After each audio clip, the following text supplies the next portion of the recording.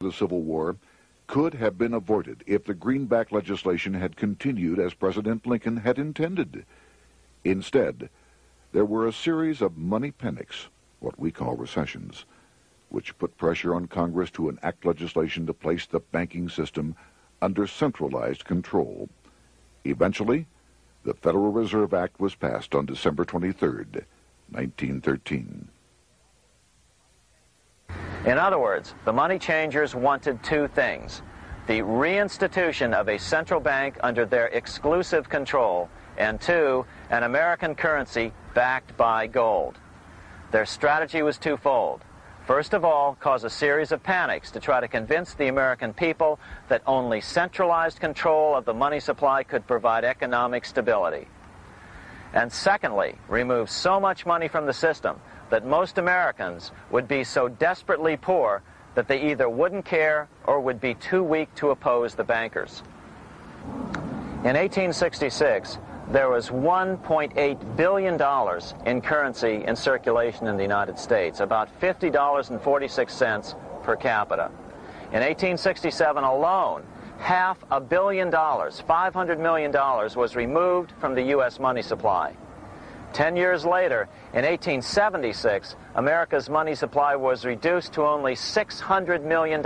In other words, 2/3 of America's money had been called in by the bankers. Only $14.60 per capita remained in circulation. 10 years later, the money supply had been reduced to only $400 million, even though the population had boomed.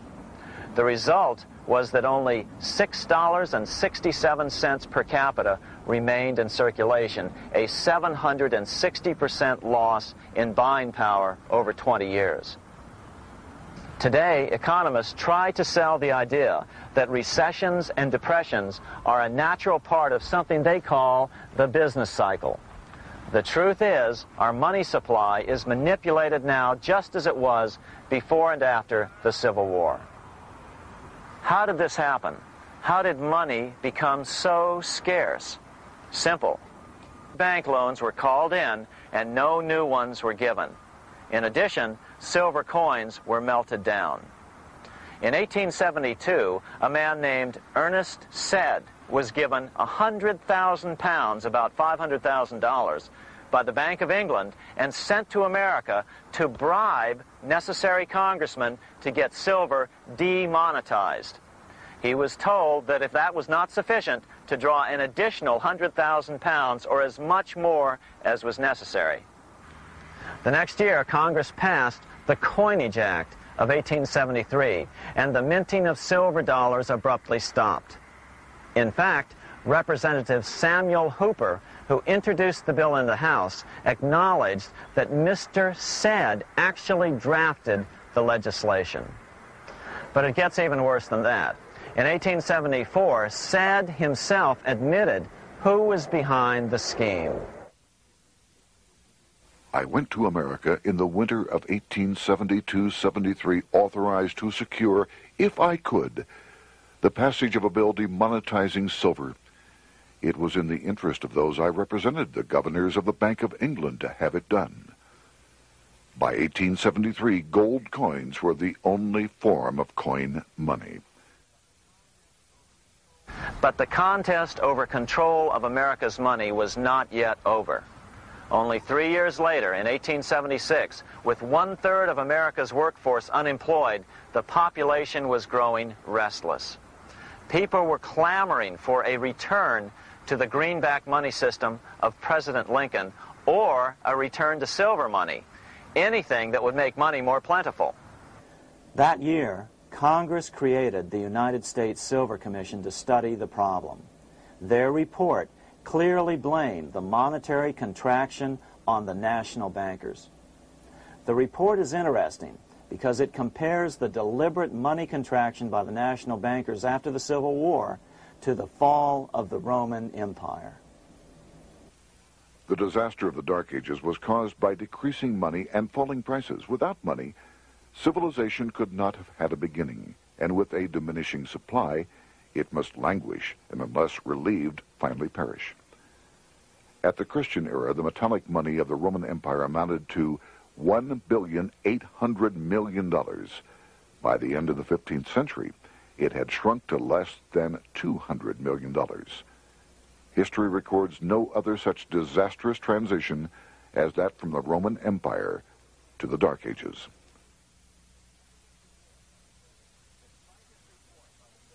Despite this report by the Silver Commission, Congress took no action. The next year, 1877, riots broke out from Pittsburgh to Chicago. The torches of starving vandals lit up the sky. The bankers huddled to decide what to do. They decided to hang on. Now that they were back in control to a certain extent, they were not about to give it up. At the meeting of the American Bankers Association that year, they urged their membership to do everything in their power to put down the notion of a return to greenbacks. The ABA Secretary, James Buell, authored a letter to the members which blatantly called on the banks to subvert not only Congress, but the press. It is advisable to do all in your power to sustain such prominent daily and weekly newspapers, especially the agricultural and religious press, as will oppose the greenback issue of paper money, and that you will also withhold patronage from all applicants who are not willing to oppose the government issue of money. To repeal the act creating banknotes or to restore to circulation the government issue of money will be to provide the people with money and will therefore seriously affect our individual profits as bankers and lenders. See your congressman at once and engage him to support our interest that we may control legislation. As political pressure mounted in Congress for change, the press tried to turn the American people away from the truth. The New York Tribune put it this way on January 10th, 1878. "The capital of the country is organized at last, and we will see whether Congress will dare to fly in its face." But it didn't work entirely. On February 28, 1878, Congress passed the Sherman Law, allowing the minting of a limited number of silver dollars, ending the 5-year hiatus. This did not end gold backing of the currency, however, nor did it completely free silver.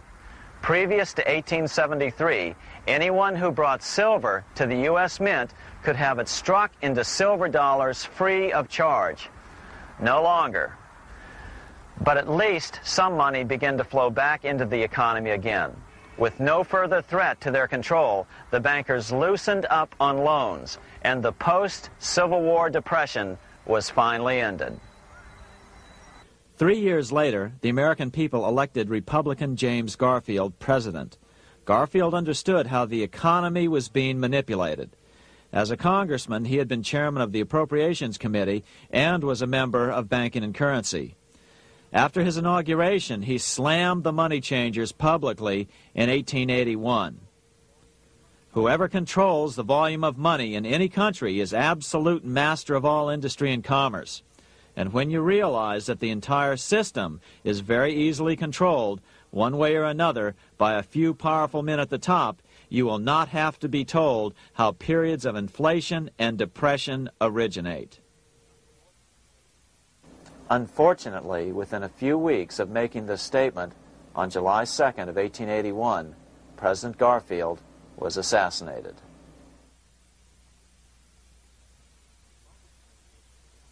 The money changers were gathering strength fast. They began a periodic fleecing of the flock, as they called it, by creating economic booms followed by further depressions so they could buy up thousands of homes and farms for pennies on the dollar. In 1891, the money changers prepared to take the American economy down again, and their methods and motives were laid out with shocking clarity in a memo sent out by the American Bankers Association, the ABA, an organization in which most bankers were members. Notice that this memo called for bankers to create a depression on a certain date 3 years in the future. According to the congressional record, here's how it read in part. On September 1st, 1894, we will not renew our loans under any consideration. On September 1st, we will demand our money. We will foreclose and become mortgagees in possession. we can take 2/3 of the farms west of the Mississippi and thousands of them east of the Mississippi as well at our price. Then the farmers will become tenants, as in England. These depressions could be controlled because America was on the gold money standard. Since gold is scarce, it's one of the easiest commodities to manipulate. People wanted silver money legalized again so they could escape the stranglehold the money changers had on gold money. People wanted silver money reinstated, reversing Mr. Said's Act of 1873, by then called the Crime of 73. By 1896, the issue of more silver money had become the central issue in the presidential campaign. William Jennings Bryan, a senator from Nebraska, ran for president as a Democrat on the free silver issue. At the Democratic National Convention in Chicago, he made an emotional speech which won him the nomination entitled Crown of Thorns and Cross of Gold. Though Bryan was only 36 years old at the time, this speech is widely regarded as the most famous oration ever made before a political convention. In the dramatic conclusion, Bryan said, "We will answer their demand for a gold standard by saying to them, you shall not press down upon the brow of labor this crown of thorns. You shall not crucify mankind upon a cross of gold." The bankers lavishly supported the Republican candidate, William McKinley, who favored the gold standard. The resulting contest was amongst the most fiercely contested presidential races in American history. Bryan made over 600 speeches in 27 states. The McKinley campaign got manufacturers and industrialists to inform their employees that if Bryan were elected, all factories and plants would close and there would be no work. The ruse succeeded. McKinley beat Bryan by a small margin. Bryan ran for president again in 1900 and in 1908, but fell short each time. During the 1912 Democratic Convention, Bryan was a powerful figure who helped Woodrow Wilson win the nomination. When Wilson became president, he appointed Bryan as Secretary of State, but Bryan soon became disenchanted with the Wilson administration. Bryan served only 2 years in the Wilson administration before resigning in 1915 over the highly suspicious sinking of the Lusitania, the event which was used to drive America into World War I. Although William Jennings Bryan never gained the presidency, his efforts delayed the money changers for 17 years from attaining their next goal, a new, privately owned central bank for America.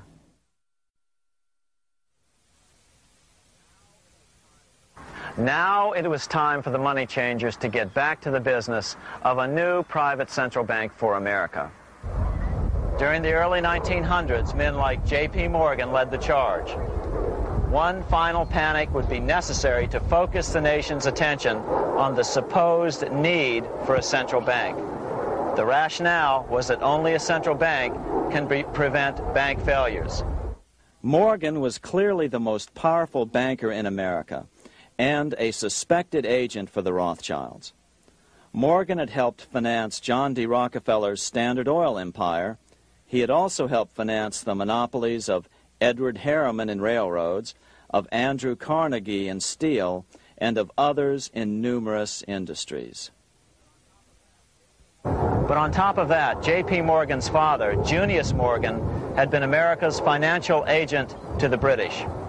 After his father's death, J.P. Morgan took on a British partner, Edward Grenfell, a longtime director of the Bank of England.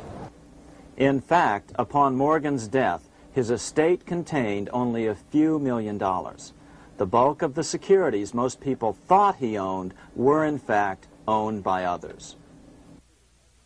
In 1902, President Theodore Roosevelt allegedly went after Morgan and his friends by using the Sherman Antitrust Act to try to break up their industrial monopolies. Actually, Roosevelt did very little to interfere in the growing monopolization of American industry by the bankers and their surrogates. For example, Roosevelt supposedly broke up the Standard Oil monopoly, but it wasn't really broken at all. It was merely divided into 7 corporations, all still controlled by the Rockefellers.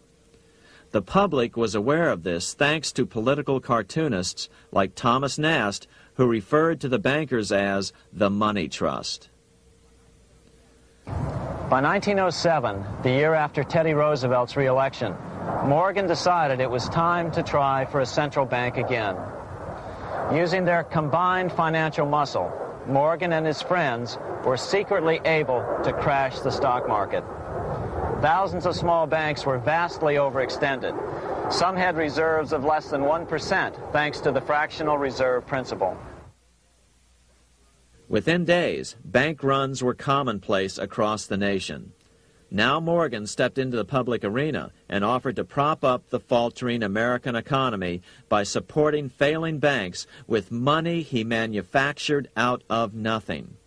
It was an outrageous proposal, far worse than even fractional reserve banking, but Congress let him do it.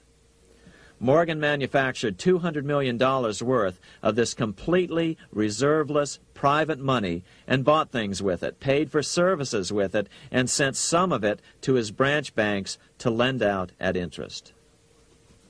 His plan worked. Soon, the public regained confidence in money in general and quit hoarding their currency. But as a result, banking power was further consolidated into the hands of a few large banks. By 1908, the panic was over, and Morgan was hailed as a hero by the president of Princeton University, a man by the name of Woodrow Wilson. All this trouble could be averted if we appointed a committee of 6 or 7 public-spirited men like J.P. Morgan to handle the affairs of our country. Economics textbooks would later explain that the creation of the Federal Reserve System was the direct result of the Panic of 1907. Quote, "With its alarming epidemic of bank failures, the country was fed up once and for all with the anarchy of unstable private banking," close quote. But Minnesota Congressman Charles A. Lindbergh Sr., the father of the famous aviator Lucky Lindy, later explained that the Panic of 1907 was really just a scam. Those not favorable to the money trust could be squeezed out of business and the people frightened into demanding changes in the banking and currency laws which the money trust would frame. So, since the passage of the National Bank Act of 1863, the money changers had been able to create a series of booms and busts. The purpose was not only to fleece the American public of their property, but to later claim that the banking system was basically so unstable that it had to be consolidated into a central bank once again.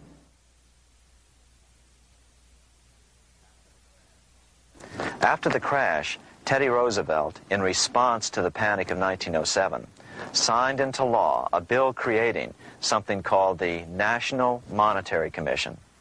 The commission was to study the banking problem and make recommendations to Congress. Of course, the commission was packed with Morgan's friends and cronies. The chairman was a man named Senator Nelson Aldrich from Rhode Island. Aldrich represented the Newport, Rhode Island homes of America's richest banking families. His daughter married John D. Rockefeller, Jr., and together they had 5 sons: John, Nelson, who would become vice president in 1974, Lawrence, Winthrop, and David, the head of the Council on Foreign Relations and former chairman of Chase Manhattan Bank. As soon as the National Monetary Commission was set up, Senator Aldrich immediately embarked on a 2-year tour of Europe, where he consulted at length with the private central bankers in England, France, and Germany.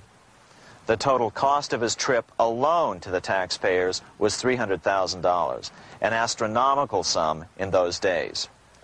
Shortly after his return, on the evening of November 22, 1910, some of the wealthiest and most powerful men in America boarded Senator Aldrich's private rail car and in the strictest secrecy journeyed to this place, Jekyll Island, off the coast of Georgia. With the group came Paul Warburg. Warburg had been given a $500,000 per year salary to lobby for the passage of a privately owned central bank in America by the investment firm Kuhn, Loeb and Company. Warburg's partner in this firm was a man named Jacob Schiff, the grandson of the man who shared the Green Shield house with the Rothschild family in Frankfurt. Schiff, as we'll find out later, was in the process of spending $20 million to finance the overthrow of the Tsar in Russia. These three European banking families, the Rothschilds, the Warburgs, and the Schiffs, were interconnected by marriage down through the years, just as their American banking counterparts, the Morgans, Rockefellers, and Aldriches were. Secrecy was so tight that all 7 primary participants were cautioned to use only first names to prevent servants from learning their identities. Years later, one participant, Frank Vanderlip, president of National City Bank of New York and a representative of the Rockefeller family, confirmed the Jekyll Island trip in a February 9, 1935 edition of the Saturday Evening Post. I was as secretive, indeed as furtive as any conspirator. Discovery, we knew, simply must not happen, or else all our time and effort would be wasted. If it were to be exposed that our particular group had got together and written a banking bill, that bill would have no chance whatever of passage by Congress. The participants came here to figure out how to solve their major problem, how to bring back a privately owned central bank. But there were other problems that needed to be addressed as well. First of all, the market share of the big national banks was shrinking fast. In the first 10 years of the century, the number of U.S. banks had more than doubled to over 20,000. By 1913, only 29% of all banks were national banks, and they held only 57% of all deposits. As Senator Aldrich later admitted in a magazine article, before passage of this act, the New York bankers could only dominate the reserves of New York. Now, we are able to dominate the bank reserves of the entire country.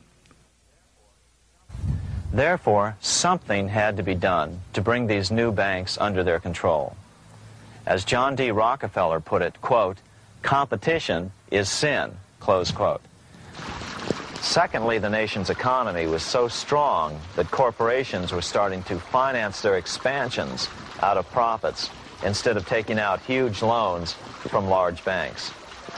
In the first 10 years of the new century, 70% of corporate funding came from profits. In other words, American industry was becoming independent of the money changers, and that trend had to be stopped. All the participants knew that these problems could be hammered out into a workable solution. But perhaps their biggest problem was a public relations problem, the name of the new bank. That discussion took place right here in this room, one of the many conference rooms in this sprawling hotel, today known as the Jekyll Island Club Hotel. Aldrich believed that the word bank should not even appear in the name. Warburg wanted to call the legislation the National Reserve Bill or the Federal Reserve Bill. The idea here was to give the impression that the purpose of the new central bank was to stop bank runs, but also to conceal its monopoly character. However, it was Aldrich, the egotistical politician, who insisted it be called the Aldrich Bill. After 9 days at Jekyll Island, the group dispersed. The new central bank would be very similar to the old Bank of the United States. It would be given a monopoly over U.S. currency and create that money out of nothing. How does the Fed create money out of nothing? It's a four-step process. But first, a word on bonds. Bonds are simply promises to pay, or government IOUs. People buy bonds to get a secure rate of interest. At the end of the term of the bond, the government repays the bond plus interest, and the bond is destroyed. There are about $3.6 trillion worth of these loans or bonds at present. Now here's the Fed money-making process. Step 1. The Federal Open Market Committee approves the purchase of U.S. bonds on the open market. Step 2. The bonds are purchased by the Fed from whoever is offering them for sale on the open market. Step 3. The Fed pays for the bonds with electronic credits to the seller's bank, which in turn credits the seller's bank account. The trick is that these credits are based on nothing. The Fed just creates them. Step 4. The banks use these deposits as reserves. They can loan out over 10 times the amount of their reserves to new borrowers, all at interest. In this way, a Fed purchase of, say, $1 million worth of bonds gets turned into over $10 million in bank accounts. The Fed, in effect, creates 10% of this totally new money, and the banks create the other 90%. To reduce the amount of money in the economy, the process is just reversed. The Fed sells bonds to the public, and the money flows out of the purchaser's local bank. Loans must be reduced by 10 times the amount of the sale. So, a Fed sale of $1 million in bonds results in $10 million less money in the economy. So how does this benefit the bankers whose representatives huddled at Jekyll Island? First, it totally misdirected banking reform efforts from proper solutions. Second, it prevented a proper debt-free system of government finance, like Lincoln's greenbacks, from making a comeback. The bond-based system of government finance forced on Lincoln after he created greenbacks was now cast in stone. Third, it delegated to the bankers the right to create 90% of our money supply based on only fractional reserves, which they then loan out at interest.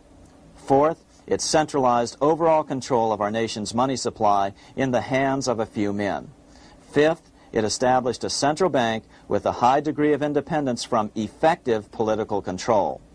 Soon after its creation, the Fed's great contraction in the early 1930s would cause the Great Depression. This independence has been enhanced since then through additional laws. In order to fool the public into thinking the government retained control, the plan called for the Fed to be run by a board of governors appointed by the President and approved by the Senate. But all the bankers had to do was to be sure their men got appointed to the board of governors. That wasn't hard. Bankers have money, and money buys influence over politicians. Once the participants left Jekyll Island, the public relations blitz was on. The big New York banks put together an educational fund of $5 million to finance professors at respected universities to endorse the new bank. Woodrow Wilson at Princeton was one of the first to jump on the bandwagon.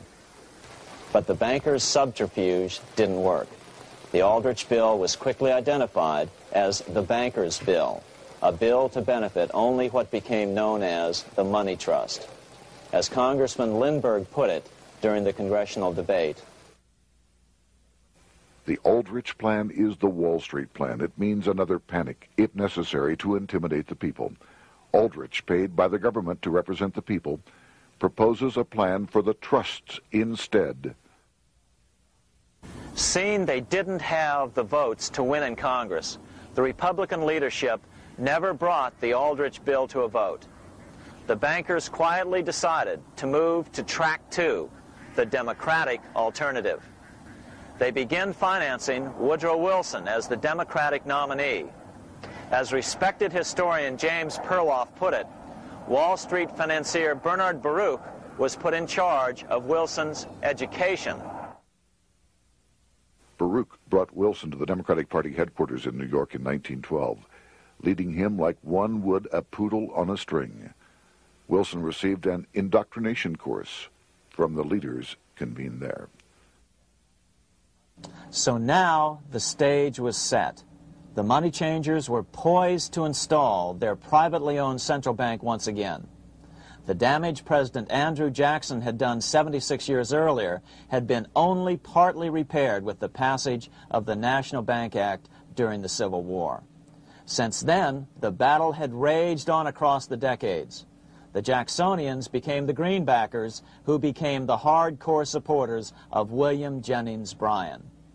With Bryan leading the charge, these opponents of the money changers, ignorant of Baruch's tutelage, now threw themselves behind Democrat Woodrow Wilson.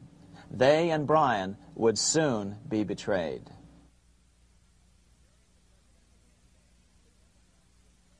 During the presidential campaign, the Democrats were careful to pretend to oppose the Aldrich bill. as Representative Lewis McFadden, himself a Democrat, as well as chairman of the House Banking and Currency Committee, explained